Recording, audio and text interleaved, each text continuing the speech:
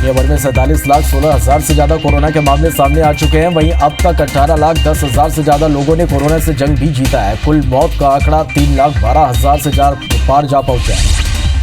दुनिया भर में कोरोना के बढ़ते प्रकोप से रूस दूसरे देशों को कंप्लीट करने लगा है। रूस 2,72,000 से ज्यादा मामलों के साथ विश्व में तीसरे स्थान पर आ गया है। यहाँ 2,537 से ज्यादा मौतें हो चुकी है। रूस में 63,000 से ज्यादा लोग ठीक हुए हैं। दुनिया भर में अमेरिका कोरोना का एपी सेंटर बना हुआ है। अमेरिका में अब तक 15,07,000 से ज्यादा लोग संक्रमित हो चुके हैं। वहीं 89,596 लोगों की मौत हो चुकी है। यहाँ 3,39,000 से अधिक मरीज ठीक भी हुए हैं। दुनिया भर में कोरोना के प्रकोप से अब तक 3,12,000 लोगों की मौत हो चुकी है। आपको बता दें कि कोरोना से अमेरिका में 89,000, स्पेन में 27,000, यूके में 34,000, इटली में 31,000 लोगों की मौत हो चुकी है। देश भर में अब तक कोरोना के 90,648 केस सामने आए। वहीं देश में अब तक 34,224 मरीज ठीक हो चुके हैं। देश भर में कोरोना से 2,871 लोगों की मौत हो चुकी है। 34,000 से ज्यादा मरीज ठीक हुए हैं। कोरोना का आंकड़ा देश में बढ़ता जा रहा है। अब देश में एक्टिव मरीजों की संख्या 53,000 को पार कर गई है। एक्टिव केस में भारत दुनिया के 8 देशों में शामिल हो गया है। अमेरिका, रूस, Brazil, France, Italy, Spain, Peru के बाद भारत का नंबर आता है। महाराष्ट्र में अब तक 30,706 कोरोना पॉजिटिव मिले हैं। कोरोना से अब तक 1,135 मौतें हुई हैं। बता दें कि महाराष्ट्र में 7,088 लोग पूरी तरह ठीक भी हुए हैं। प्रदेश में एक दिन में 1,600 मामले बढ़े हैं। दिल्ली में अब तक 9,333 कोरोना पॉजिटिव मरीज मिले हैं। प्रदेश में अब तक 129 की मौत हो चुकी है। बता दें कि 3,926 लोग पूरी तरह ठीक हुए हैं। दिल्ली में एक्टिव मरीजों का आंकड़ा 5,000 को पार कर गया है। राजस्थान में कोरोना पॉजिटिव की संख्या 4,960 पहुंच गई है। प्रदेश में अब तक 126 लोगों की मौत हो चुकी है और 2,944 कोरोना को हराकर घर जा चुके हैं। प्रदेश में एक्टिव मरीजों की संख्या 1,890 हो गई है। गुजरात के अहमदाबाद में एक दिन में 973 नए मरीज सामने आए हैं। अहमदाबाद में अब 8,144 मरीज संक्रमित हो गए हैं। शहर में अब तक 493 लोगों की मौत हुई है। बता दें 2,545 मरीज ठीक होकर घर भी जा चुके हैं। इधर मुंबई में अब तक कोरोना के 18,555 मामले सामने आए हैं। अभी तक 696 लोगों की मौत हो चुकी है। 3,260 मरीज ठीक होकर घर जा चुके हैं। मुंबई में एक दिन में 884 नए मरीज सामने आए हैं। दूसरे नंबर पर पुणे में 3,834 मरीज मिले हैं। मध्य प्रदेश में कोरोना मरीजों की संख्या 4,928 पहुंच गई है। कोरोना से प्रदेश में अब तक 245 लोगों ने वायरस से जान गंवाई है। वहीं 2,345 मरीज कोरोना से जंग जीतकर डिस्चार्ज हो चुके हैं।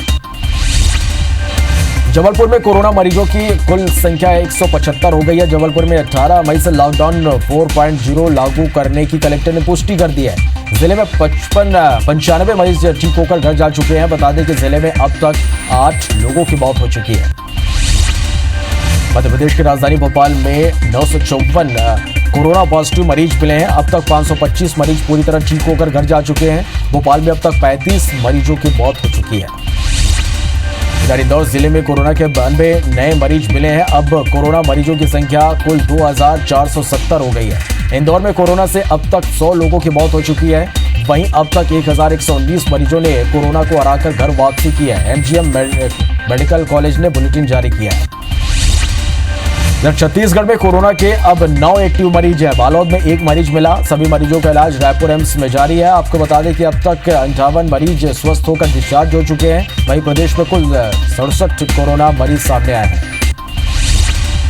भारतीय मौसम विभाग ने चक्रवाती तूफान अम्फान की आशंका जताई है। मौसम विभाग के मुताबिक बंगाल की खाड़ी के ऊपर और दक्षिण अंडमान सागर के पास कम दबाव का क्षेत्र बन रहा।